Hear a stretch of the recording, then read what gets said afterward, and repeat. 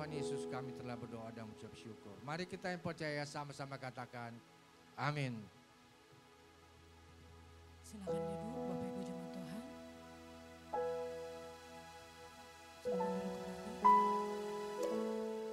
Biarlah Tuhan menjadi tempat pengharapan setiap kita, amin. Mari kita satukan hati kita. Kita mau menyembah Tuhan di tempat ini.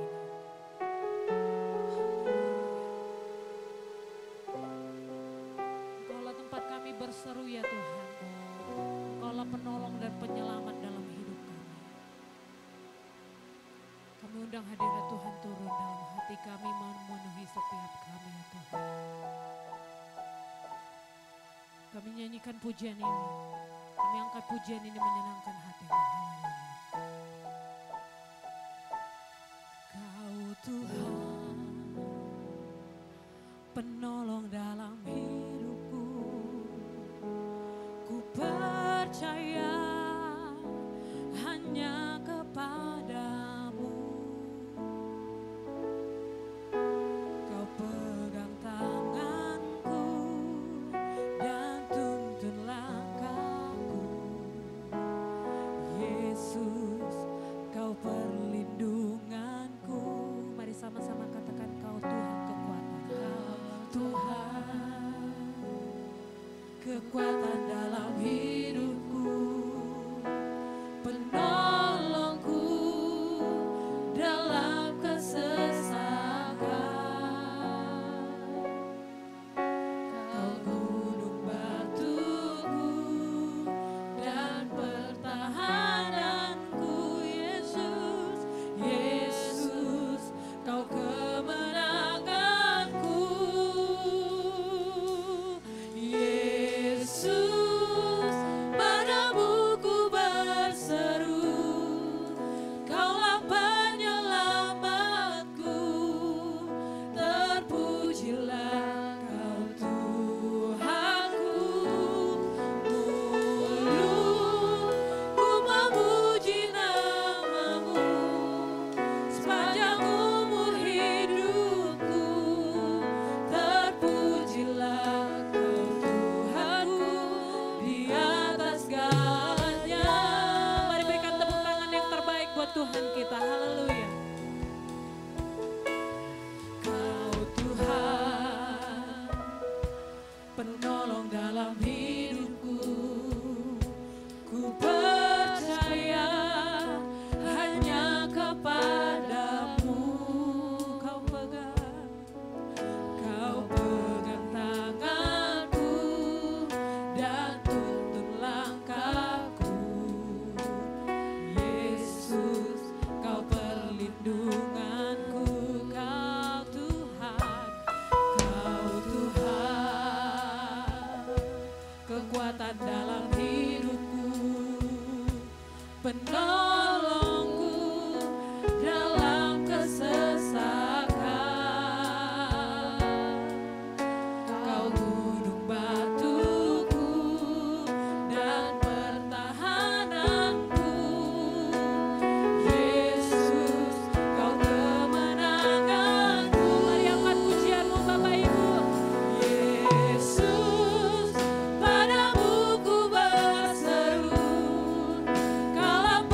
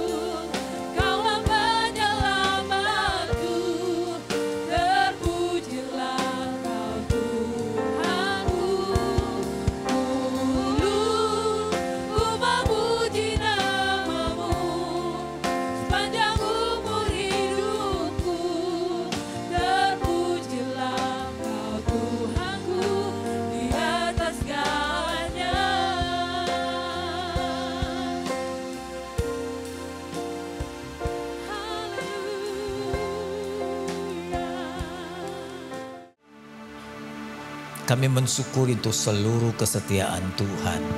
Melindungi kami dari malam gelap, membangun kami dengan tubuh yang sehat pagi ini. Siang ini kami diantarnya ke dalam rumah-Mu Tuhan. Kami sampaikan ucapan syukur, terima kasih kami melalui pujian. Saatnya kami dididik, dibimbing, dibentuk, diajar, ditegur oleh firman Tuhan. Roh Kudus bantu kami untuk mengerti apa yang kami dengar. Bantu kami untuk mentaati apa yang kami pahami. Kami berdoa di dalam nama Tuhan Yesus Kristus. Amin. Silakan duduk Bapak Ibu kasih. Shalom Bapak Ibu. Shalom Bapak Ibu. Kira nggak ada orang. Apa kabarnya? Oke, puji Tuhan. Puji Tuhan. Hari ini saya mengambil tema tentang bagaimana bertahan di dalam kesulitan. Bagaimana bertahan jika kita mengalami penolakan, pengkhianatan, kegagalan, kehilangan. Mungkin kita sudah banyak dengar khotbah-khotbah tentang hal-hal yang positif. Kita diberkati, kita disembuhkan, alami mujizat, doa kita dijawab dan lain-lain. Tapi cobalah, hidup ini tidak selamanya positif. Banyak orang gagal, banyak orang patah, banyak orang frustasi dan tidak sedikit yang akhirnya bunuh diri. Karena tidak punya kemampuan saat hal-hal negatif itu menimpa hidupnya. Jadi bagaimana caranya supaya kita bertahan? Yang pertama harus kita ketahui bahwa hidup tidak selamanya baik. Saya sudah jadi hamba Tuhan 44 tahun. Saya mulai melayani tahun 80, sekarang sudah 2024 menjelang akhir. Jadi hampir menginjak 45 tahun saya jadi gembala sidang. Saya sekolah di teologi 4 kali 13 tahun. Dari seluruh pengetahuan dan pengalaman saya bahwa kehidupan menjadi orang Kristen tidak selamanya enak.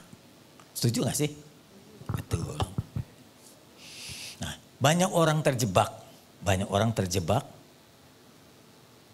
dengan keadaan sebaliknya. Ben bisa, apakah sudah bisa berjalan? Orang terjebak menjadi korban, tidak dapat bertahan ketika hal-hal negatif datang. Ditolak orang, tidak diterima, dikhianati, kehilangan orang-orang kita sayang, benda-benda kita sayang. Itu ya, rasanya hidupnya gak adil ya gitu. Karena gak tahan kita mulai tawar hati, kecewa dengan Tuhan. Marah dengan keadaan, marah dengan seseorang, marah dengan Tuhan. Biasanya mulai kita meninggalkan kebaktian, meninggalkan doa kita, meninggalkan kebiasaan membaca Alkitab. Lama-lama kita sama sekali tidak mau berbakti dan meninggalkan kekristenan. Mungkin pindah agama atau sama sekali jadi ateis. Atau yang lebih drastis bunuh diri. Merasa hidup ini nggak ada gunanya. Nah, kita jadi korban keadaan itu karena kita tidak mempersiapkan keadaan negatif datang. Kenapa begitu Bapak? Ben bisa bantu? Karena begini, orang Kristen sudah terlalu banyak dijejali, didoktrin, dikhotbahkan oleh para motivator. Nah, apa bedanya motivator dengan pendeta? Motivator umumnya mensugesti kita, memotivasi kita hal-hal yang positif. Saudara pasti berhasil. Langkah ini Tuhan berkati. Tuhan pasti menjawab. Motivator isinya memang melakukan hal-hal yang negatif, yang positif. Menyuntik orang dengan hal positif. Kalau dia kebetulan dia hamba Tuhan, ya tanpa sekolah teologi ya. Jadi dia memakai ayat untuk memotivasi saudara. Yang diambil di Alkitab yang bagus-bagus saja. Jemaat jadi dimotivasi dengan hal-hal positif. Yang negatifnya nggak pernah disinggung. Nggak pernah disinggung. Atau dengan kata lain kita diberikan gambaran separuh kehidupan. Yang separuh lagi kita nggak dijelaskan. Paham nggak maksud saya Bapak Ibu? Oke. Kita harusnya menjalani hidup itu utuh. Ada positif, ada negatif. Dua-duanya mesti kita mampu alami atau nikmati. Kalau kita terima hal positif, kita nggak jadi sombong, kita nggak jadi congkak. Waktu kita mengalami hal negatif, kita nggak rendah hati, kita nggak tawar hati. Itu harusnya begitu. Tapi kan kalau mau jujur ibu bapak di mimbar-mimbar gereja kan kebanyakan yang enak-enak aja didengar. Jemaat itu cuma terima yang berkat-berkat, sembuh, mujizat, kebaikan. Tuhan selalu menolong, Tuhan sertai kita. Cita-cita akan terwujud, kita akan dipuji orang, diterima orang, ya akan berhasil. Kebanyakan hal itu. Tapi perkenyataannya kita jalani hidup nggak begitu ibu bapak. Tidak begitu. Dan akibatnya jadi korban karena gereja cenderung untuk mengutarakan hal yang baik-baik saja.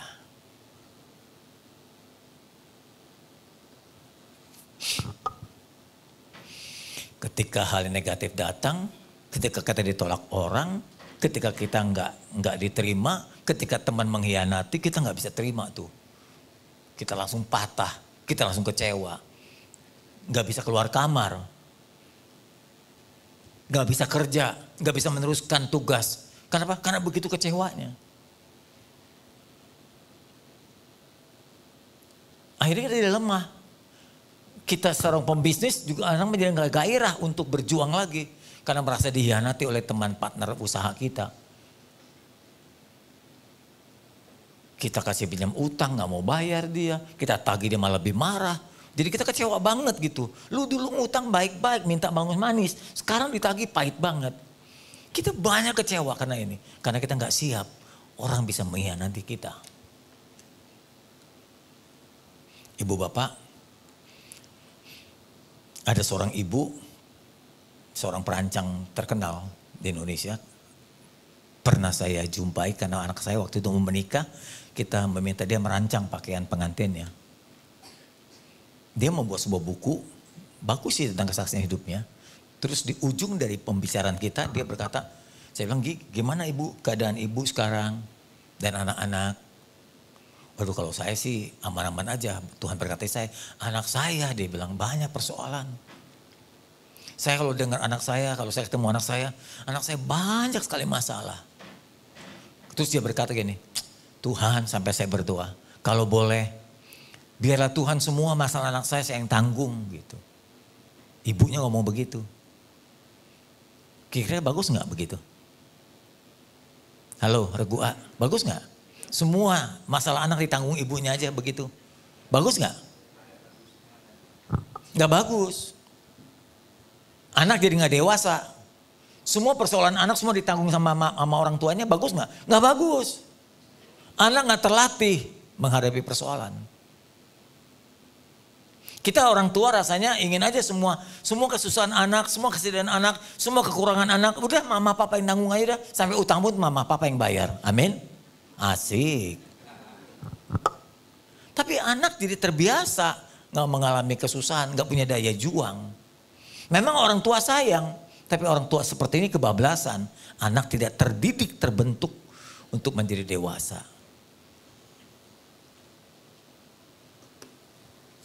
Saudaraku, mari. Ben, bantu Ben. Ini nggak lancar rupanya. Ayo next Ben.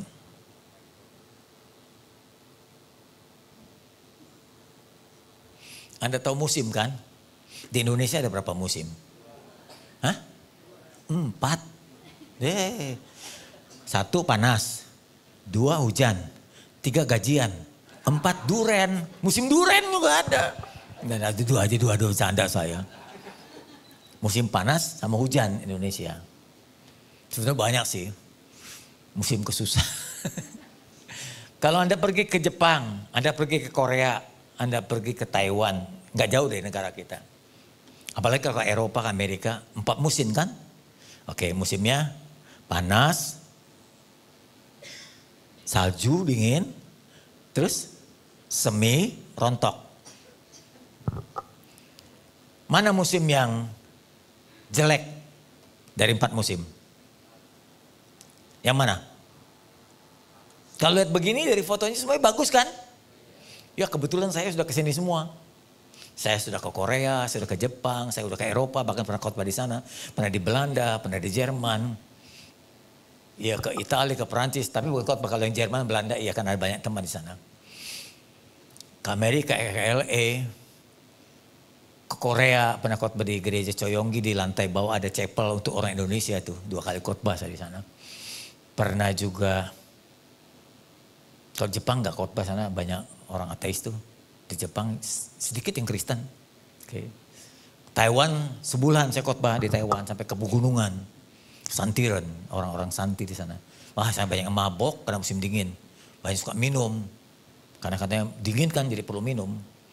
Dari semua musim ini sudah saya lihat. Kalau musim semi, wah udah bagus lah ya. Banyak bunga apalagi di Jepang ada namanya sakura. Ya, rasanya romantis banget kalau ke sana tuh. Tapi juga ada musim rontok. Rontok bagus nggak?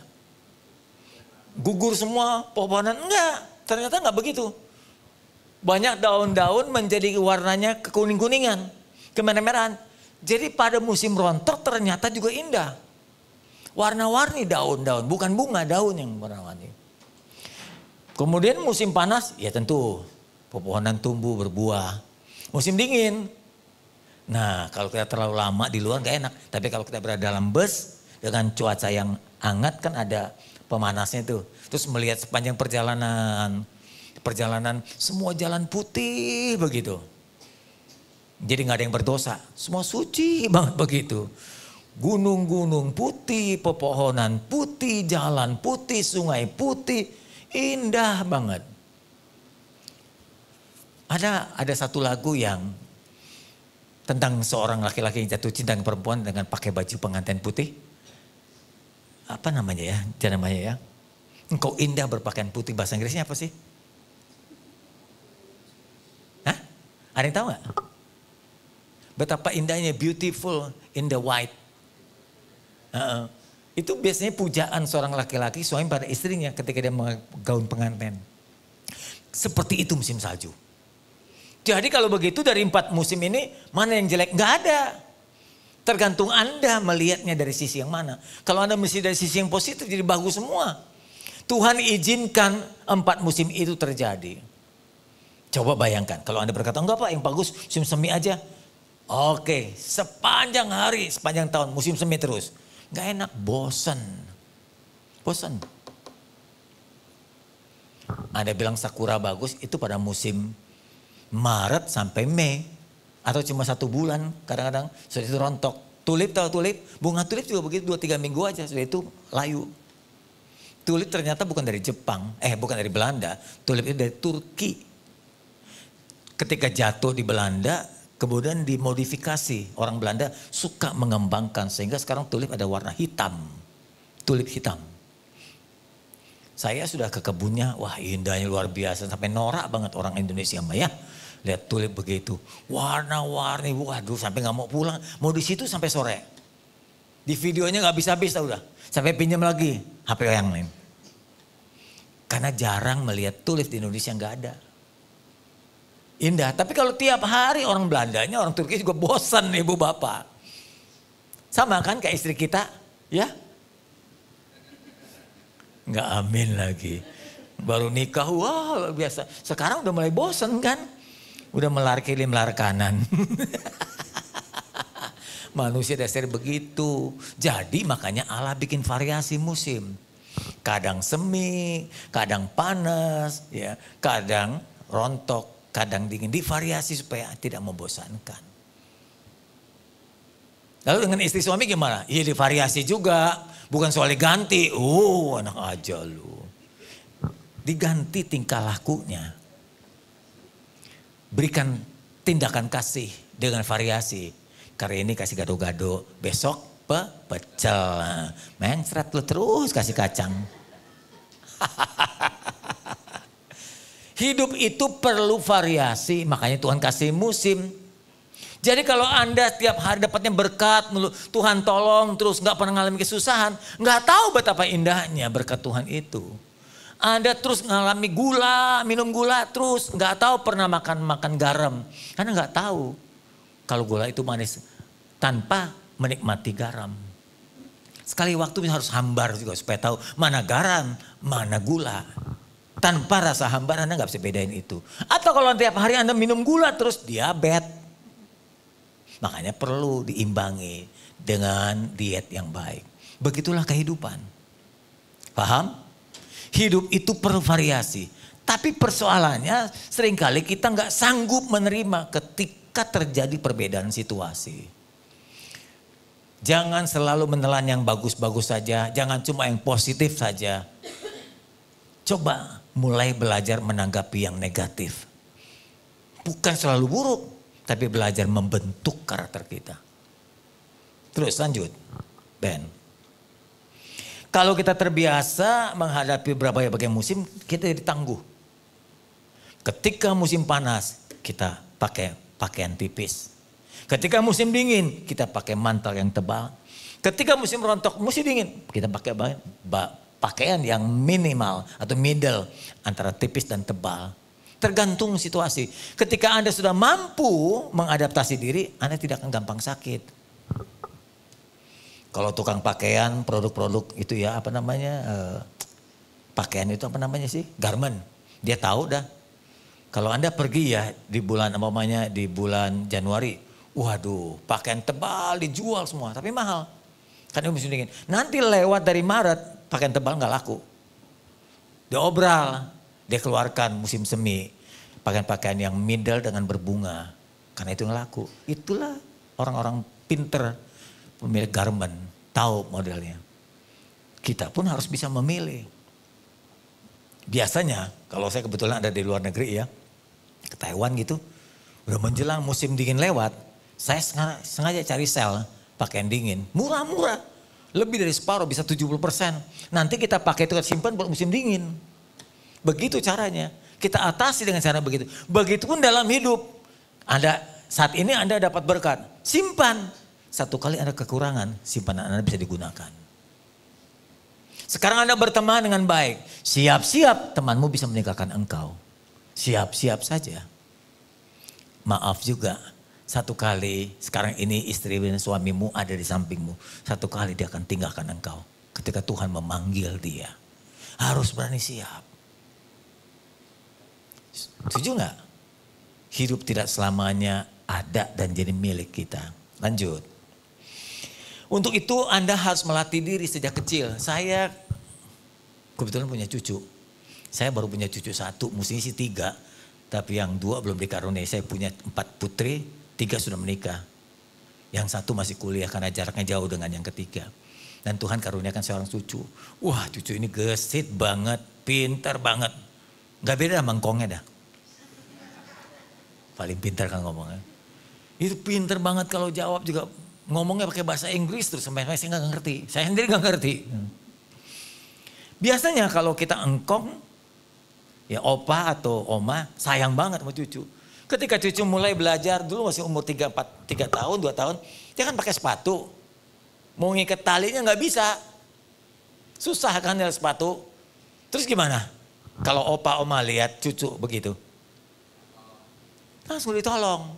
Sini opa pakein, opa iketin. Nih kaos kakinya opa masukin. Gak bagus begitu. Gak bagus, Anda gak melatih anak itu untuk mengikat tali sepatunya sendiri. Coba istrimu, pamannya sedang mengalami stroke, baru sembuh dari stroke karena tekanan darah tinggi tuh, nggak bisa ikat tali sepatu, iketin nggak? Enggak, kita ngomong goblok loh, tali sepatu aja nggak bisa gitu kalau sama istri, amin.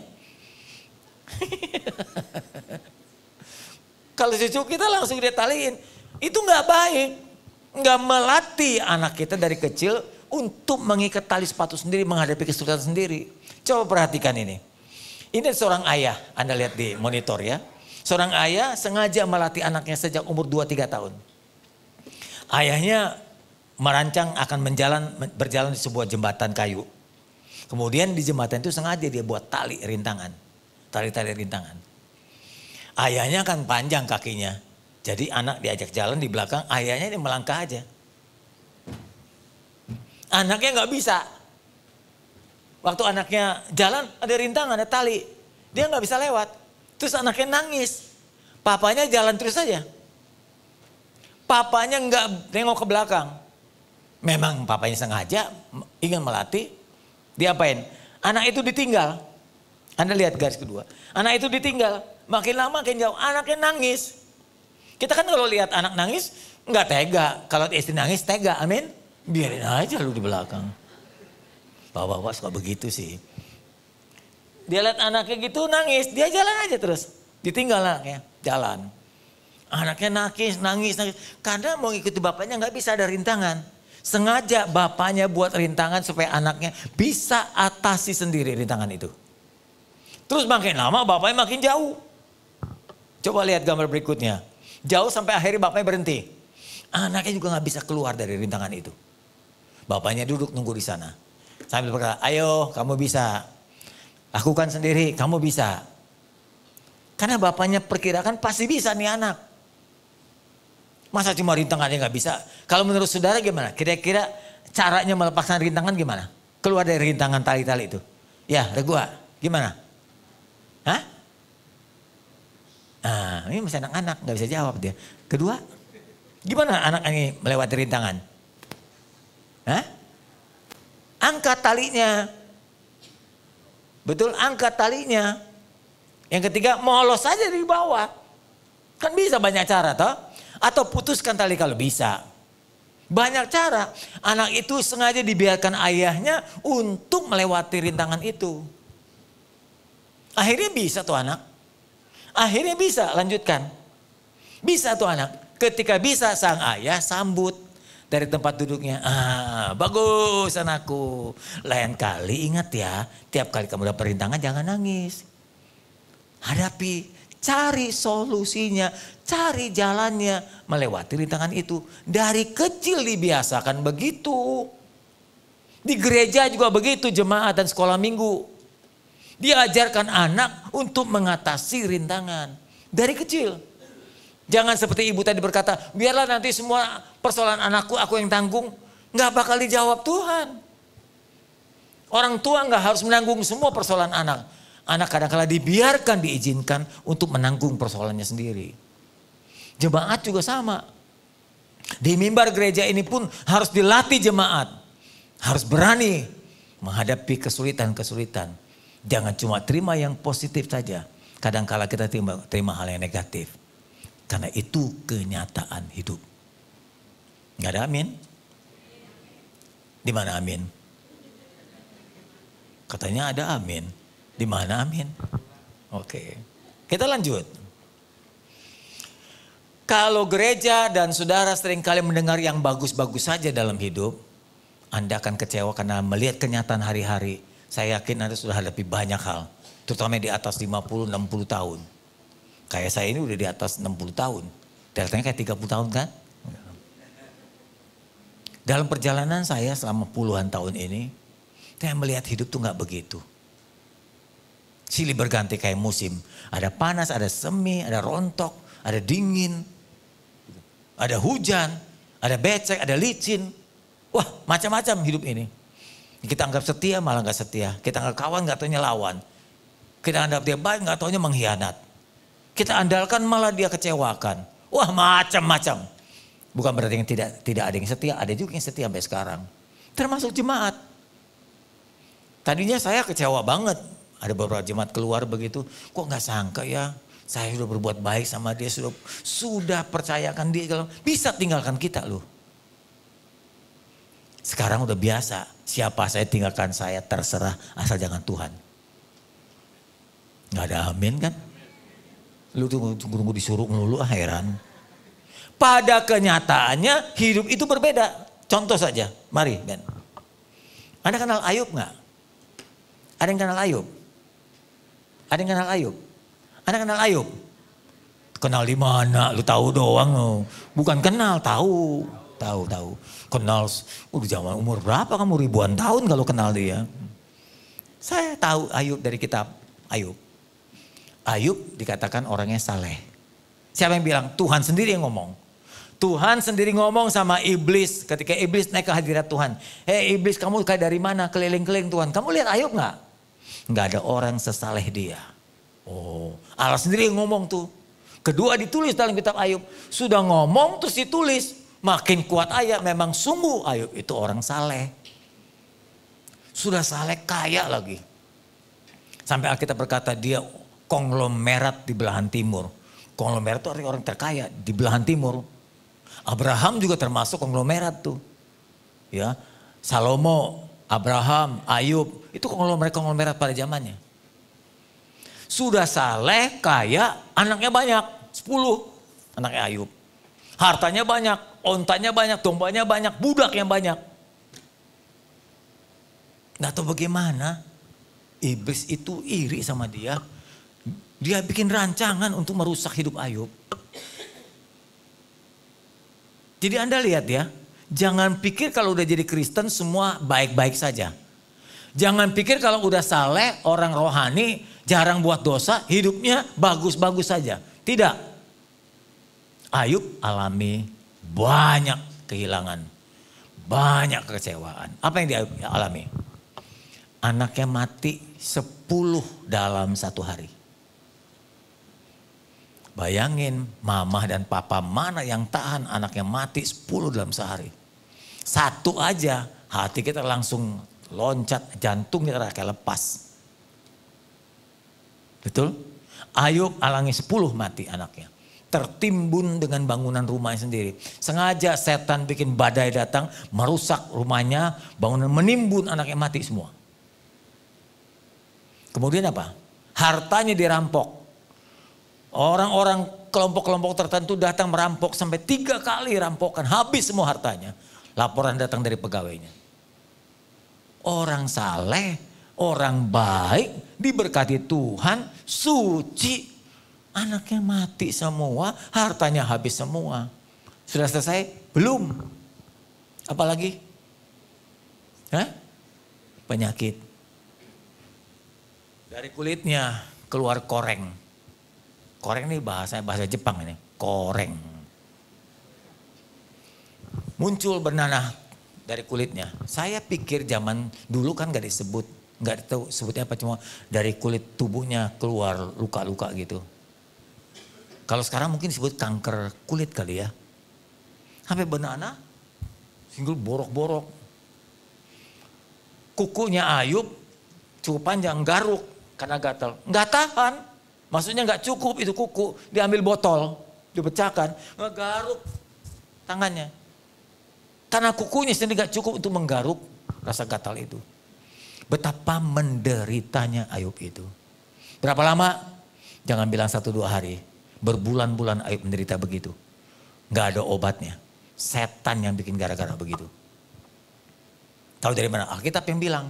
Setan yang sengaja merancang itu. Allah izinkan. Karena Allah melihat Ayub kuat. Oke? Karena begitu lama sampai istrinya gak tahan. Saya mau tanya di sini. Kalau istri ada suami seperti itu. Kan biasanya istri sayang kalau suami habis gajian. Amin? Iya. Istri akan sayang suami kalau duitnya masih banyak. Istri sayang suami kalau suami masih kerja. Menghasilkan produk-produk tertentu gitu. Kalau suaminya bangkrut, suaminya pensiun, suaminya penyakitan. Nah suaminya stroke, masih sayang gak? Hei para istri, coba angkat tangan yang istri. Yang tidak istri gak boleh angkat tangan. Yang istri aja, tinggi. Lagi. Oh cuma 3, yang lainnya bukan ya? Oke, tanya yang angkat tangan. Kalau suamimu seperti itu masih sayang gak? Ah betul. Ayo, kok gede bohong dalam gereja ada Roh Kudus tuh sini loh.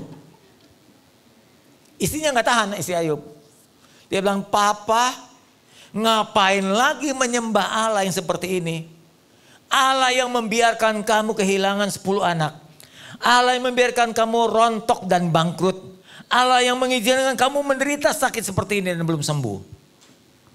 Ada gak istri yang masih mau tidur bersama dengan suami yang borokan begitu? Gak mau. Bau tuh, bau busuk tuh. Makanya istri Ayub berkata begini. Papa, udah sekarang hujat aja Allah kamu. Allah kamu gak ada, Allah kamu gak sayang, Allah kamu gak hebat. Lihat anakmu mati semua, hartamu habis, dirampok orang, badanmu penyakitan. Allah apa yang begitu? Sekarang hujat lalu bunuh diri aja. Kata sang istri supaya istri bisa kawin lagi gitu. Kalau masih ada Ayub kan gak bisa kawin lagi. Begitu tuh. Aduh Ayub sudah rontok hatinya kehilangan anak. Sudah nyesek kehilangan harta. Penyakit gak sembuh, istri gitu lagi. Aduh bikin cepat mati. Saya sih yakin kalau laki-laki lain pasti bunuh diri. Apa yang diharapkan? Tubuh penyakitan, harta habis, anak mati semua. Teman-teman malah memfitnah dia. Ketika sahabatnya memfitnah Ayub, dibilang Ayub banyak dosanya. Memang banyak orang Kristen model kayak sahabat Ayub. Kalau orang menderita pasti banyak dosa. Kalau kecelakaan pasti banyak dosa. Orang kena kanker pasti banyak dosa. Bangkrut pasti banyak dosa. Selalu dia gitu. Itu namanya orang Kristen goblok. Gak ngerti, main mengecap saja. Dari mana buktinya? Kalau dia menderita akibat dosa, dari mana kamu tahu? Sok rohani, sok pinter. Saya kuliah 13 tahun gak temukan ayat begitu. Saya jadi gembala 44 tahun, saya gak temukan ayat itu. Seringkali orang menyambung-nyambungkan. Kalau ada penderitaan lalu hubungan dengan dosa. Belum tentu. Memang dosa bisa menyebabkan penderitaan. Dosa menyebabkan penderitaan dan hukuman. Betul, tapi tidak semua. Jadi jangan sembarangan. Kau udah lihat teman berdoa, udah lihat teman bangkrut, lihat teman menderita, udah bilang banyak dosanya, coba koreksi diri. Sok rohani banget loh. Nah saya lihat kan muka-muka berdosa, rasa bersalah tuh. Ibu bapak kekasih, jadi Ayub ini menderita sekali. Orang sesaleh dia masih ngalami begini, apalagi kita. Jadi saya mau tunjukkan bahwa kenyataan hidup tidak selamanya positif. Kadangkala negatif. Sampai begitu menderitanya, Ayub tuh gak mau mengutuk Allah, dia kutuk dirinya sendiri. Dia menyesali, lihat kalimatnya. Dia menyesali hari kelahirannya. Dia berkata kalau bisa aku gak pernah lahir. Teruskan, Ben. Dia ungkapkan dalam Ayub pasal berikutnya. Lanjut, sampai ketemu ayatnya. Lihat penyesalan. Ya biarlah pada malam ini tidak ada yang melahirkan. Termasuk dirinya gak dilahirkan. Dan tidak terdengar suara kegirangan. Karena tidak ditutupnya pintu kandungan ibuku maka aku dilahirkan. Dan tidak disembunyikan kesusahan dari mataku. Jikalau tidak, kalau aku mestinya gak lahir gitu. Aku sekarang berbaring dan tenang. Aku tertidur dan dapat istirahat. Gak perlu menderita begini. Atau mengapa aku seperti anak yang gak gugur aja. Kalau ibuku melahirkan aku gugur aja mati. Seperti bayi yang tidak melihat terang. Dia mengharapkan kalau bisa gak dilahirkan. Saking menderitanya. Namun kita tahu ujungnya, ayo tahan. Dari situ kita belajar bahwa hidup tidak selamanya positif. Hidup gak selamanya baik-baik saja. Ada kalanya kita kehilangan, kita ditolak, kita dihianati, kita difitnah. Kita kehilangan orang kesayangan kita. Harus belajar dari sekarang. Karena hidup seperti itu bergulir begitu rupa. Lanjut. Yang kedua, Yesus. Kalau kita bilang Yesus, apa kurang dari Yesus? Tidak ada manusia sesempurna Yesus. Yesus tidak punya dosa. Yesus tidak pernah buat salah karena dia Allah. Allah pasti sempurna. Tidak ada kekurangannya. Tapi dia juga mengalami penderitaan. Dia kehilangan, dia dihianati, dia ditolak. Betul enggak? Dia malah dibunuh. Dia menderita. Sampai dia berkata, Bapak, waktu dia berdoa di Getsemani, boleh enggak cawan sengsara ini lewat daripadaku? Atau dengan bahasa lain, boleh enggak Tuhan kalau bisa aku jangan menderita seperti ini. Karena dia tahu penderitaan detil satu demi yang lain. Kan dia maha tahu kan. Sebelum dia mengalami dia sudah tahu kan, dia maha tahu. Dia bilang mohon ya Bapak kalau bisa cawan sengsara ini lewat daripada aku, jangan aku alami. Dia mohon kepada Bapaknya. Kata lain gini, Bapak kalau bisa jangan aku menderita untuk menebus dosa orang-orang ini. Saya nggak ikut loh, ini aja. Tapi bayangkan kalau Bapaknya berkata, iya aku izinkan Yesus kamu gak usah menderita. Lalu apa akibatnya buat kita? Kita dosanya nggak ditebus. Nggak ada yang ampun dosa kita. Lebih celaka kalau dikabulkan. Atau dengan kata lain, Bapak berkata, enggak, jangan ya Yesus ya, kalau aku bebaskan kamu dari sengsara ini nih jemaat GBI Rem. Dosanya enggak bakal ditebus. Jadi rela ya Yesus ya, ya dia rela terima. Jadi hidup tuh begitu Ibu Bapak, enggak selalu enak. Enggak selalu enak. Hidup enggak selama baik-baik saja. Hidup enggak selalu positif. Hidup enggak selalu diberkati. Hidup enggak selalu dapat, tapi juga bisa kehilangan. Nggak ada amin ya coba. Coba kalau dibilang, saudaraku hidup diberkati, amin pasti langsung. Kebiasaan jelek kita iya. Hidup tidak selamanya baik. Tapi bisa kurang baik. Kalau nggak ada amin. Hidup tidak selamanya positif, bisa negatif. Nah gitu dong. Jantan dong. Teruskan Ben. Lalu Yesus berkata dalam Getsemani ini. Ya, ulang mundur lagi Ben. Jadi dengar baik-baik, Yesus ini alami hal yang sama seperti Ayub juga. Apa yang dia alami? Waktu di Getsemani dia menerawang pikirannya. Tuhan, aku ke kiri ditolak, aku ke kanan ditolak. Aku pergi ke orang umum nggak mau terima aku. Aku dihujat, imam-imam nggak mau percaya, ahli Taurat nggak mau percaya. Aku diadili ke rumah Imam Kayafas. Aku dituduh menghujat Allah. Padahal aku ini adalah Allah. Masih gak bisa percaya juga. Coba bayangin. Allah sendiri yang turun ke bumi ini yang tidak dilihat. Bisa dilihat gak mau percaya juga. Murid-muridnya dididik 3,5 tahun. Seperti siapa yang mengkhianati? Ada 3 kalau gak salah. 1 bernama Petrus. Kedua bernama Yudas. Yang ketiga jemaat Rem. Enggak ya. Petrus menyangkal Tuhan. Saya sudah pergi ke tempat Imam Kayafas. Hampir 30 kali saya ke Israel. Keluar dari rumah Imam Kayafas kan diadili. Yesus kan diseret. Mau dinaikkan ke Bukit Golgota lewati jalan Fedorosa. Waktu dia keluar dari rumah Imam Kayafas. Petrus sedang nabun. Tahu nabun gak sih bahasa apa nabun tuh? Bakar kayu, bakar sampah itu. Itu nabun ya. Lalu orang-orang di sebelah Petrus berkata, aku lihat kamu orang Galilea sering bersama dengan Yesus. Kamu pasti pengikutnya. Apa kata Petrus? Padahal dulu sebelum terjadi ini, orang-orang banyak meninggalkan Yesus. Dan Yesus berkata kepada muridnya, apakah engkau tidak meninggalkan aku juga? Lalu Simon Petrus berdiri langsung berkata, Tuhan, orang-orang boleh tinggalkan engkau. Aku tidak Tuhan, mati pun aku mau. Ngomong gede kayak jemaat Rem. Tapi ketika dihadapi dengan tuduhan, kamu pegat Yesus. Langsung Petrus bilang apa? Aku gak kenal siapa Yesus itu. Sampai berapa kali? 3 kali dan Yesus sudah menubuatkan. Sebelum ayam berkokok, engkau sudah sangkal aku 3 kali. Yesus sudah tahu Petrus seperti itu. Sakit hati gak? Murid yang saya ajarkan melawan saya juga sakit hati. Betul?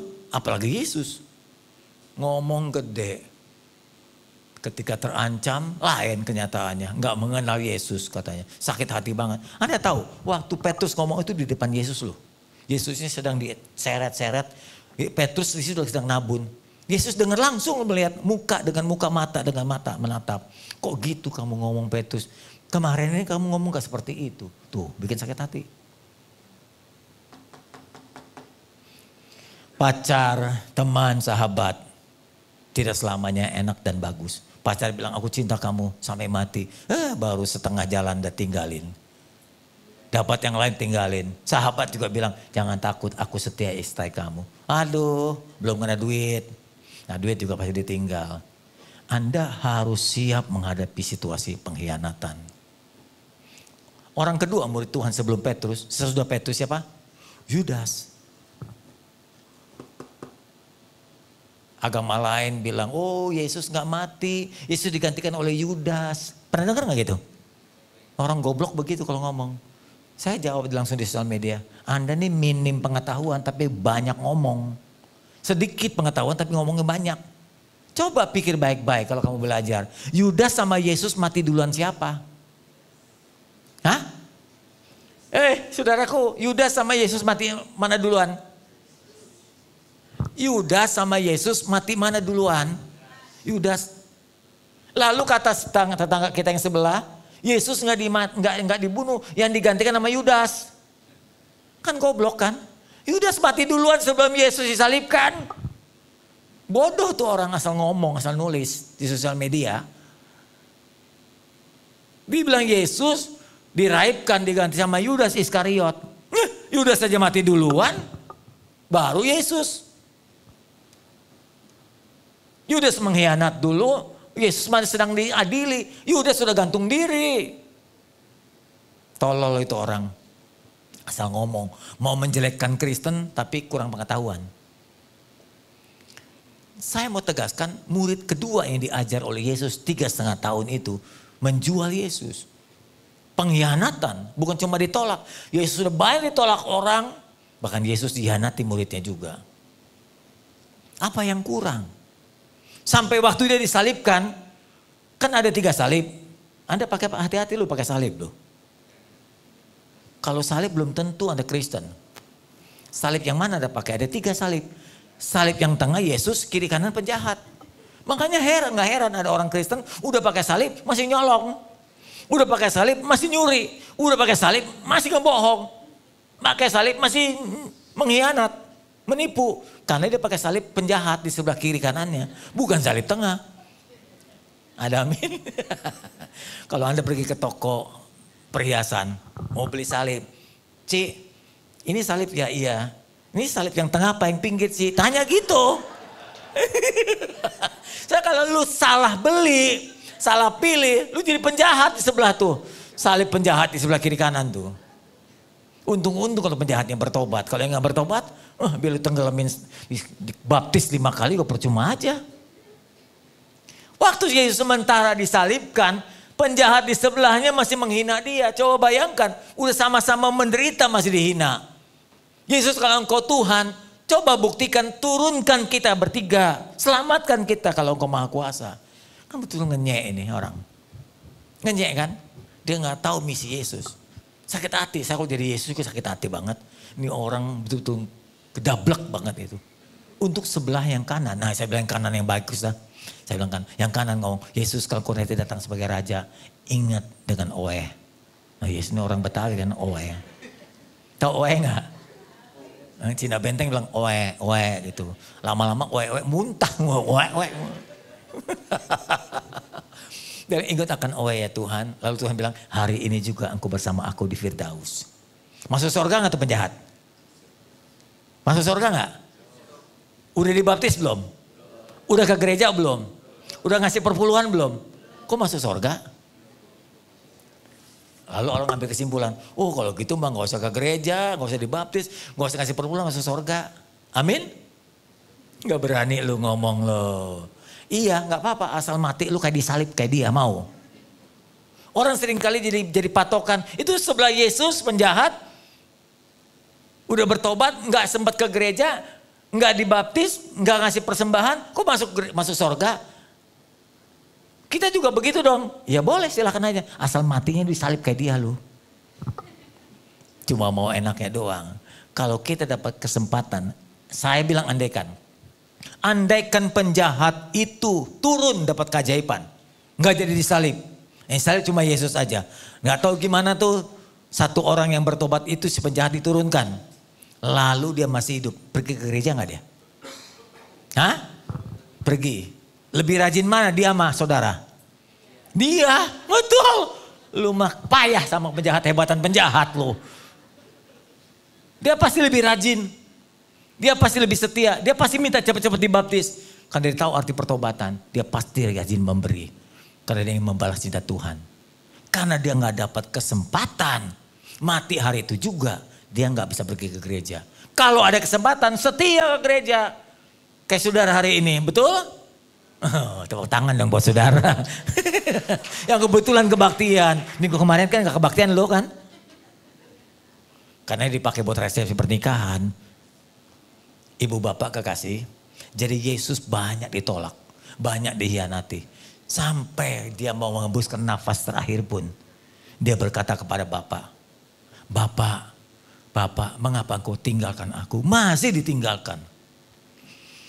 Dia berkata, Eloi, Eloi, lama sabachthani. Mengapa kau tinggalkan aku? Bukan bapaknya jahat, tapi ketika bapaknya di surga melihat Yesus, banyak dosanya. Jadi hitam Yesus itu. Sepertinya hitam warnanya. Tadinya putih tuh anak. Anak Allah itu putih tanpa dosa. Tapi ketika dia menanggung dosa kita jadi hitam. Jadi bukan dosa dia, dosa Anda. Saya nggak ikut-ikutan loh. Dosa kalian loh. Dosa kita. Gara-gara dosa kita, Yesus dilihat oleh bapaknya hitam. Makanya bapaknya pergi tinggalkan Yesus. Yesus mati dalam kesendirian. Bayangkan tuh. Dia masih mengalami penolakan, pengkhianatan, ditinggalkan. Lalu Yesus kecewa. Di Getsemani dia pernah berkata, kalau memang cawan sengsara ini lewat daripadaku, tidak lewat daripada aku harus menanggungnya. Lalu kalimat terakhir apa? Biarlah kehendakmu yang jadi. Itu kalimat yang hebat banget. Dalam berserah sama Bapa. Kalau itu yang terbaik aku terima Bapa. Nah itu yang Tuhan inginkan dari kita.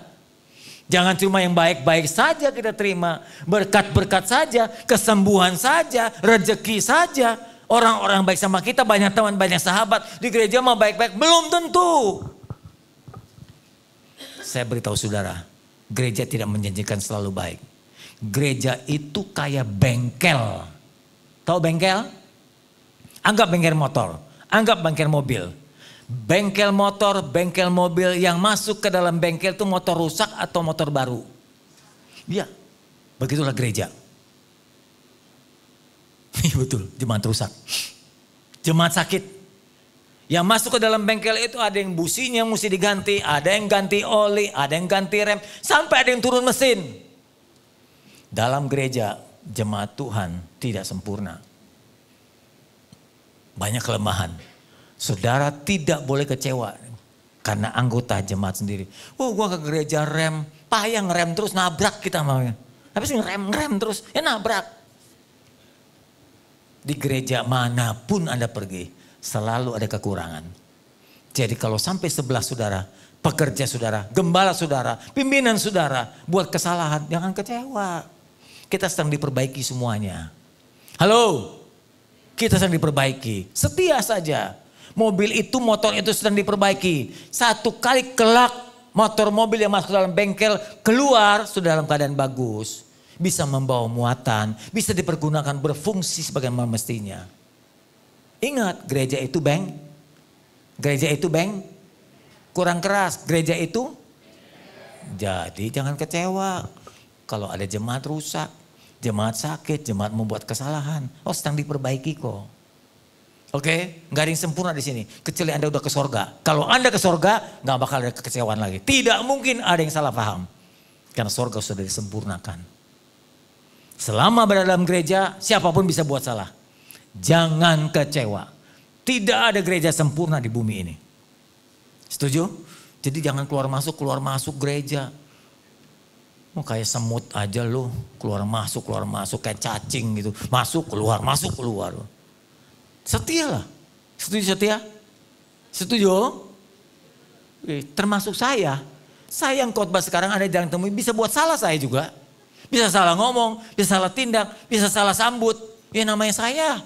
Kan banyak kekurangannya juga. Ya dimaklumi saja.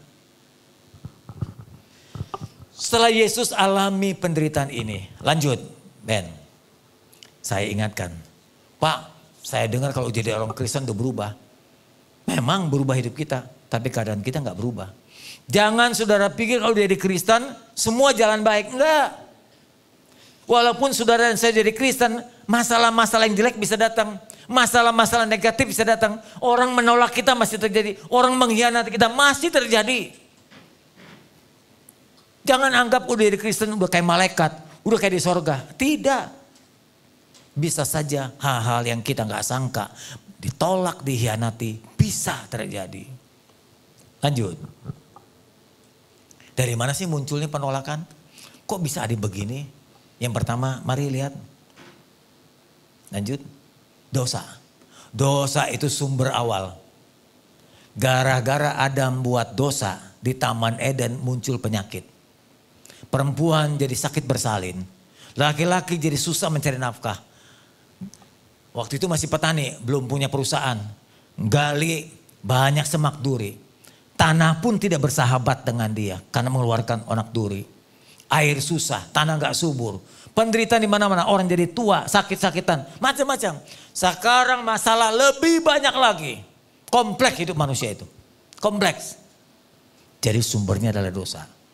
Saya gak usah bahas terlalu panjang. Yang kedua, langsung Ben. Anda tahu ajas manfaat. Manusia itu dasarnya egois. Itu sebabnya banyak terjadi pengkhianatan. Banyak terjadi penolakan. Tahu ajas manfaat. Gini. Kalau saudara dan saya masih berguna bagi seseorang, bagi perusahaan, bagi apa saja. Maka kita mesti dihargai. Saya ulang ya. Selama dirimu masih berguna bagi orang lain masih menghormatimu. Tapi ketika dirimu sudah gak berguna lagi, orang itu pasti membuang kamu. Jangan kecewa. Makanya para pensiunan, bapak-bapak kita, suami kita, waktu di perusahaan jadi manajer, jadi direktur, orang hormat sama kita loh. Saya berkali-kali, jemaat saya itu kan ada yang punya pabrik motor. Saya kan pendetanya. Jemaat saya ajak saya ke pabriknya. Di Pulau Gadung itu. Ayo Pak Pendeta, kita ke pabrik saya yuk, doain. Yo saya doain, datang. Pabrik motor. Assembling, jadi dari Cungkok datang dirakit di sana. Wah mereka tahu saya datang. Itu pegawainya. Dari pegawai biasa, manajer, direktur. Tunduk-tunduk sama saya. Supaya pemimpinnya, pemiliknya itu merasa apa? Perhatiin dia. Karena ini pendeta yang punya loh gitu. Tapi ketemu di luar, enggak manggil. Gile juga tuh ya. Ramur kali, minus matanya kali dia. Saya pengkhotbah. Saya sudah khotbah di berbagai gereja. 44 tahun. Saya dulu pengkhotbah di salah satu gereja saya gak sebutkan. Jemaatnya sampai 100.000 orang. Kalau bikin Natal udah pakai lapangan sepak bola di Senayan. Anda udah tahu ya pasti. Saya ada di panggung itu bersama dengan gembala sidang ya. Kalau saya tiap minggu gak boleh pergi ke luar negeri, keluar kota. Udah khotbah di gereja itu aja. Karena kalau saya keluar, pergi ke gereja lain, gereja itu kehilangan saya. Jadi jemaatnya nyariin gitu. Karena saya dijadwalkan hari Minggu itu khotbah bisa 10 kali, sampai 11 kali. Hari Minggunya. Ini kan baktian 5 kali kan ya. Itu sampai 11 kali, sampai 10 kali. Hari Minggu, tiap minggu, berapa tahun? 9 sampai 11 tahun saya khotbah di situ. Jadi kolektifnya banyak ya. Minggu khotbah, Senin istirahat, Selasa khotbah lagi, Rabu khotbah lagi, Kamis khotbah lagi, Jumat khotbah lagi, Sabtu bisa 4 kali lagi. Bayangin seminggu bisa 20 kali lebih saya khotbah. Sebulan 80 kali. Kan gitu. Waduh jemaat, kalau ketemu saya udah ketemu malaikat. Ketemu malaikat, hormatnya minta ampun. Sampai kadang-kadang saya sungkan sendiri. Saya gak mau duduk di depan, takut dihormati berlebihan. Saya duduk sengaja di belakang, kalau udah mau khotbah baru saya ke depan. Karena kadang-kadang suka berlebihan. Jemaat tuh kalau lihat pendeta udah ngetop ya gitu ya. Nunduk sampai cium-cium tangan. Anda lihat agama lain juga begitu. Jangankan tangannya, sepatunya dicium. Iya dah? Selampainya segala macam. Kita bilang itu berhala tuh, bahaya tuh. Mengkultuskan pendeta itu. Bahaya tuh, saya hindari itu. Sekarang saya gak khotbah lagi di situ. Ya karena saya lihat lama-lama doktrinnya kok gak cocok sama saya. Saya kan kuliah, saya ambil doktor. 4 kali saya kuliah, S1, S2, S2, S3. Kenyang lah udah teologi saya. Dan saya tahu ajaran yang benar kan. Saya lihat ini gak benar ajarannya. Terus saya bilang minta mundur aja saya. Daripada kita bentrok terus, karena berapa kali bentrok. Jadi ini banyak isu gitu. Pas sama khotbahnya begitu-begitu. Ya lu gereja lu salah sih khotbah begitu. Salah khotbah begitu. Ya udah saya sebutin salahnya dah, nggak usah menjelekkan orang. Pokoknya beda lah kita. Saya bilang saya mundur aja dia daripada ribut. Mundur kan nggak khotbah lagi. Kira-kira setahun gitu. Ketemu dengan pendeta-pendeta di gereja itu, ketemu dengan jemaat di situ, nggak nyapa lu. Dulu saya seperti malaikat, dicium-cium tangan saya. Sekarang ketemu satu lift, tahu lift nggak? Sama eskalator beda kan? Eskalator yang gitu. Kalau lift masuk ke dalam, satu ruangan berapa orang? Paling 5, 7. Kan muka dengan muka gitu. Kan pernah kenal 11 tahun. Nggak negur loh. Dia yang sakit atau saya yang sakit tuh. Dan saya lebih tua dari dia. Ini anak muda pengkhotbahnya. Dulu saya tahu dia WL, dia pemain musik. Ini yang pemain keyboard ini saya kenal nih, si Stefanus. Mana orangnya? Ini papanya saya kenal. Sampai sekarang dia masih baik sama saya. Kalau ketemu juga, Om Samuel, ikut saya ke Israel dia. Si Stefanus itu, papanya main keyboard juga di sana. Enggak negur di depan saya. Bekas WL sekarang jadi pengkhotbah, sombongnya minta ampun. Akhirnya sekarang dipecat juga dari gereja itu. Dulu 11 tahun dia hormatnya minta ampun sama saya. Tapi setelah saya keluar dari gereja itu nggak khotbah lagi, dia nggak tegur di depan muka. Pura-pura nggak lihat, gila nggak coba? Itu apa artinya? Ajas manfaat. Kalau Anda masih berguna di tempat itu, Anda dihormati orang. Ketika Anda tidak berguna lagi, Anda akan dibuang, dilupakan. Tidak apa-apa. Halo, jangan kecewa. Biasa orang melupakan kita, asal jangan Yesus lupakan Anda. Enak aja lo ngomong amin dong, lo kira terima, lo gak terima. Cuma ngomong doang amin. Ketika ngalami tahan gak? Saya cuma ketawa saja, ya iyalah lo. Baru jadi pengkhotbah di gereja itu aja sudah sombongnya minta ampun. Saya kedudukannya sampai sekarang gak turun. Tetap aja direm dipakai. Diundang juga. Paulus teman baik jadi malah dia panggil saya suhu. Tahu suhu? Suhu 26 derajat, 30 derajat suhu. Kayak termometer aja saya. Kalau kita tetap di hadapan Tuhan setia, Tuhan angkat kita kok. Orang bisa lupakan kita, orang gak hormat kita gak ada masalah. Kalau saya punya gereja sendiri, saya gembalakan 2 gereja kok. Jemaat saya juga ratusan orang, sampai 1000-an. Gak ada masalah. Kita gak kehilangan muka. Tapi ingat baik-baik ajas manfaat. Di perusahaan, di masyarakat. Kalau Anda nggak berguna lagi buat mereka, Anda bisa dilupakan dan tidak dihormati. Terus jawabannya apa? Nggak apa-apa. Coba ngomong sama sebelahnya. Nggak dihormati nggak apa-apa. Coba ngomong sama sebelahnya. Yang benar lu. Dulu saya mau jadi ketua RW. Di perumahan saya. Orang hormat banget sama saya. RT, Fitka dengar baik-baik, datang ke rumah saya. Itu RT, seluruh Citra datang, dukung saya. Terus kemudian saya nolak gak mau jadi RW. Karena saya jadi gembala di pusat. Boro-boro ketemu di jalan naik motor juga gak nyapa. Itu RT tuh. Lalu saya kecewa, enggak, saya tahu ajas manfaat ini. Kalau kita gak ada gunanya, kita gak ada pangkatnya, kita gak ada giginya, orang gak hormati kita. Gak apa-apa. Itu hukum dunia, itu ajas manfaat. Begitulah keadaan dunia. Kecuali sahabatmu yang setia. Kalau engkau punya sahabat, apapun keadaanmu, dia tetap mengasihi engkau. Nah itu sahabat. Setuju? Harus berani terima keadaan itu. Ya. Jadi dengan baik-baik ya, kalau engkau tidak dihormati lagi, gak usah kecewa. Kalau engkau terima yang negatif, gak usah kecewa. Paham? Saya yakin Anda masih produktif nih di kantor-kantormu. Satu kali engkau pensiun. Nanti bawahanmu, ya pernah kau tolong bahkan, gak hormati kamu, gak panggil kamu di jalan. Gak apa-apa, gak usah kecewa. Nanti dia akan alami hal yang sama. Dia akan turun tuh jadi pensiun juga dia. Mana selama di perusahaan kan gak bisa. Lanjut Ben.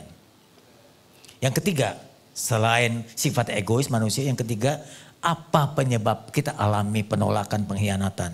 Yaitu lanjutkan.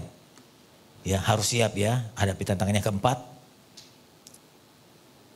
Oke, bagaimana kita akan jadi kuat? Kalau kita alami hal ini, ditolak orang, dikhianati, ditinggalkan, bahkan yang kita jaga-jaga diambil juga. Bagaimana kita tahan? Saya tanya ibu-ibu, hei para istri, suamimu satu kali akan pergi nggak? Pergi, dipanggil Tuhan. Hai para suami, istrimu satu kali akan dipanggil Tuhan gak? Iya. Bahkan, hei anak-anak, orang tuamu satu kali akan dipanggil Tuhan juga. Saya sudah bilang sama anak-anak saya juga. Saya bilang, papa, mama gak minta harta kalian. Anak-anak saya dari 4 putri saya, 3 itu menurut saya berhasil. Karena sudah kerja semua, yang pertama juga konselor, ya punya usaha, punya villa. Punya rumah, punya mobil, suaminya lawyer, gajinya sangat besar banget. Anak kedua dokter, ambil spesialis estetika, buka klinik kecantikan. Sekarang mulai buka produk minyak wangi, pabrik sendiri. Jadi mulai merintis, buka pabrik minyak wangi sendiri. Yang mau beli silakan, jadi iklan saya promosi. Baru keluar produknya kemarin. Anak yang ketiga jadi notaris. S2 lulusan UI, udah buka kantor di Bogor. Kerja di Jakarta dengan notaris besar. Jadi semua udah mandiri. Suaminya yang pertama mantu saya lawyer, mantu kedua saya hamba Tuhan, penyanyi, pemusik, vokalis. Anda tahu Best Jam? Ya, aku bukan pujaga cinta. Vokalisnya mantu saya. Lu gak tahu mertuanya lebih hebat dari itu. Mantu yang ketiga lawyer juga. Jadi mantu pertama lawyer, mantu kedua lawyer. Jadi yang pertama pengacara, mantu ketiga pengacara. Yang pertama pengacara corporate perusahaan. Jadi kalau perusahaan mau merger, konglomerat mau manajer, hukumnya dia. Mantu yang ketiga litigasi. Masalah-masalah kriminal, narkoba macam dia yang tangani itu. Ya, di antara orang Bali dan orang Manado. Ya, mantu saya yang keempat belum ada. Kan masih kuliah anak itu di arsitek. Jadi 3 anak saya sudah oke. Saya bilang sama mereka, papa mama satu kali akan pergi. Tidak bersama kalian lagi. Mungkin dipanggil Tuhan. Tapi papa mama gak minta harta kalian dari sekarang. Papa mama sudah cukup. Yang papa mama minta kalian kompak ya. Kalau papa mama sudah gak ada lagi, kalian harus tolong menolong. Karena kalian sedarah. Sekandungan, kalian keluar dari kandungan mama yang sama. Harus kompak, walaupun saudara punya buat kesalahan, tetap sayangi dia. Karena itu adikmu, karena itu kakakmu.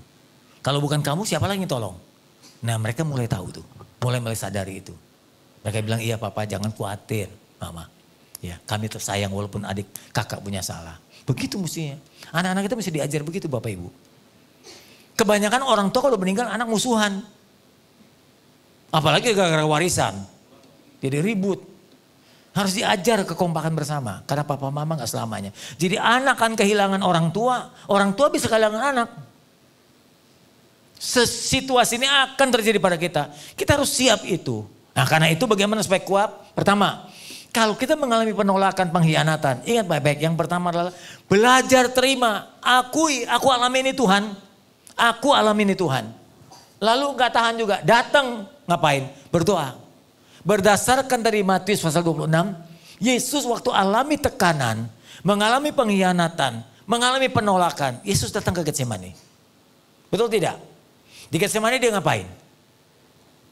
Minum alkohol, mabok ya. Enak aja lu. Banyak kan orang kalau udah frustasi, kesel, mabok, jalan keluarnya. Yesus enggak itu. Dia berlutut di kaki Tuhan.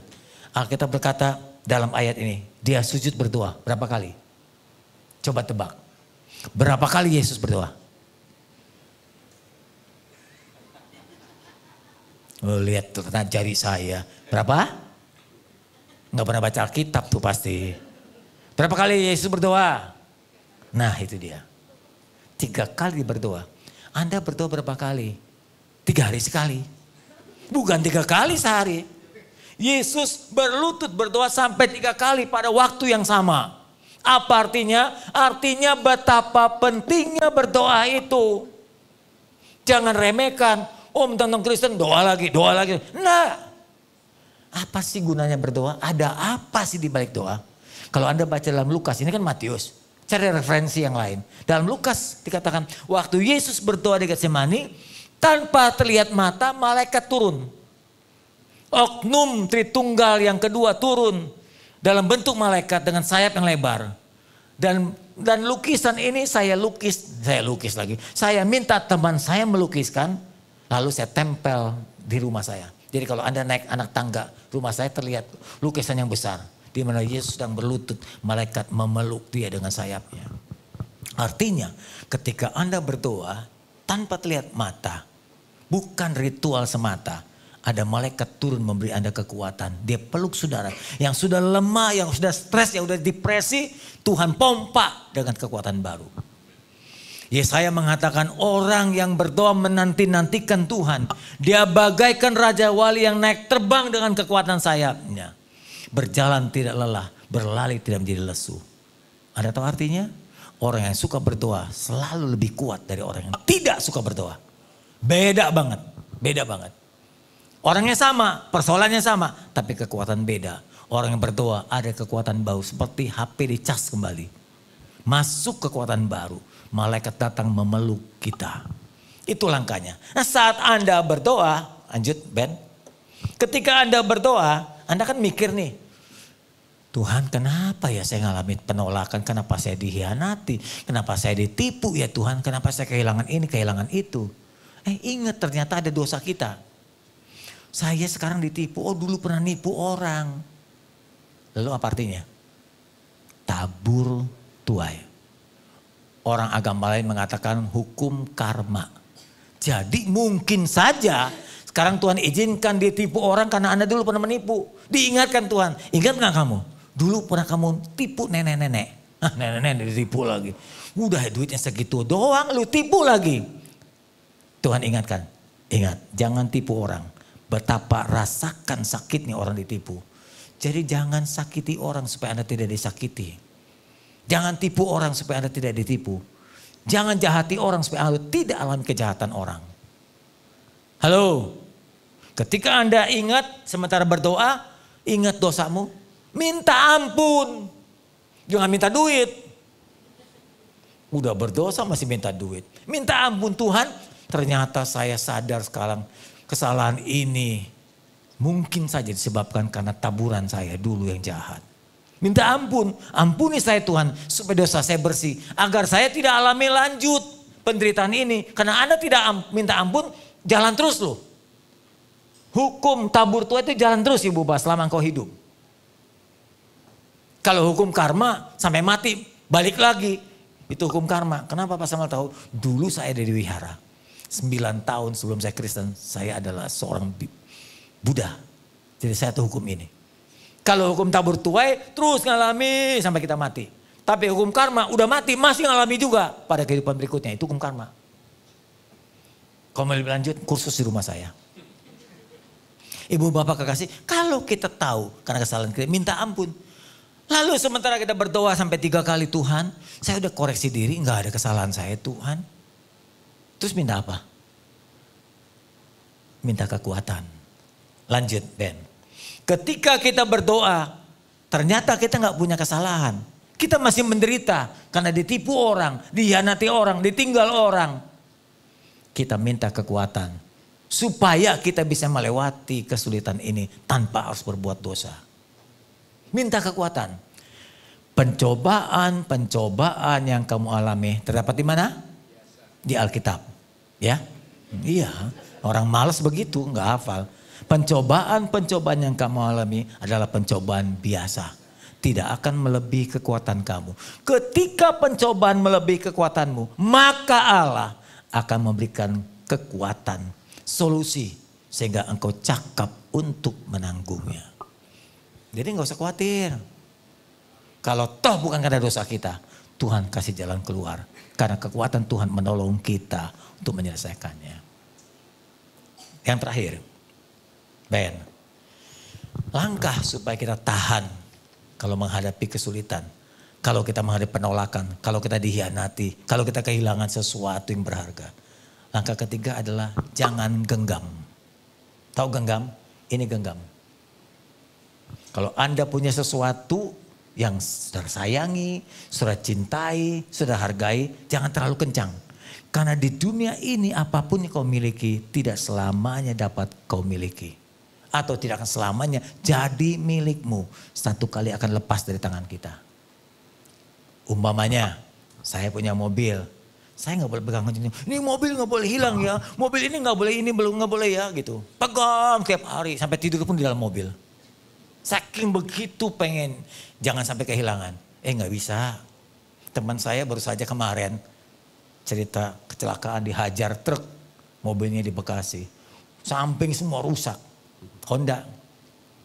Saya bilang masuk asuransi gak? Pas habis asuransinya. Aduh sakit banget. Mamanya ini anak yang nyetir. Mamanya bilang 2 minggu lalu saya udah bilang sama anak saya masukin asuransi. Kecelakaan tuh. Jadi bayar sendiri sekarang. Habis pintu depan habis. Untung cuma samping kanan dia duduk di sebelah kiri. Kalau enggak kan sampai nyawa-nyawanya bisa hilang. Sesuatu bisa terjadi dalam hidup ini. Makanya maaf ya, saya bukan agen asuransi. Tapi nggak ada salahnya juga beli asuransi. Proteksi itu. Termasuk kesehatan kita. Penting loh, BPJS kadang-kadang nggak cukup menghandle semua. Kok nggak amin? Oh, itu kayak nabung. Saya juga masuk asuransi, saya pendeta. Masuk asuransi sejak muda saya. Nggak apa-apa, nggak ada dosanya. Itu pengaturan keuangan aja sebetulnya. Nggak dosa, bukan kurang beriman. Kurang duit loh, bukan kurang beriman. Kalau banyak duit mah bisa asuransi. Oke. Jadi kalau punya sesuatu jangan digenggam. Nah, termasuk suami istri. Kalau suami punya istri, boleh sayang, tapi jangan begini. Kalau istri punya suami, jangan susah begini. Nggak boleh mati kamu ya, nggak boleh hilang ya. Nggak bisa gitu. Nggak bisa. Suami satu kali akan pergi juga. Istri satu kali akan pergi juga. Amin. Amin nggak? Jadi jangan sampai, oh, suami saya mati, saya nggak mau hidup lagi. Sampai ada istri, saya lihat ya, suami mati ingin dikubur juga. Pak pendeta saya mau masuk ke dalam kubur juga. Wih, setianya minta ampun. Suami mati dia mau masuk ke dalam kubur juga. Kalau saya biarin. Coba kita mau lihat kesetiaannya, betul gak sih istri sampai masuk ke dalam kubur. Ketika nanti dituangin tanah juga, siapa suruh kubur? Gua mau keluar.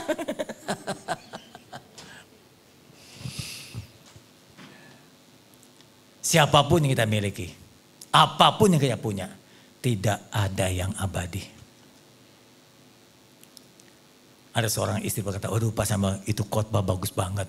Saya udah sebel sama suami saya nggak mau genggam erat-erat. Saya bilang sama Tuhan, Tuhan ini suami saya. Kalau Tuhan mau ambil ya saya bantu Tuhan, ambillah. Tuhan ambil. Istri yang gak suka sama suami begitu dia doanya. Tuhan, aduh tepat banget nih khotbah. Saya gak mau pegang erat-erat Tuhan. Kalau Tuhan mau ambil aja. Saya bantuin Tuhan. Ambil silakan, saya lemparin Tuhan. Ambil Tuhan, ambil.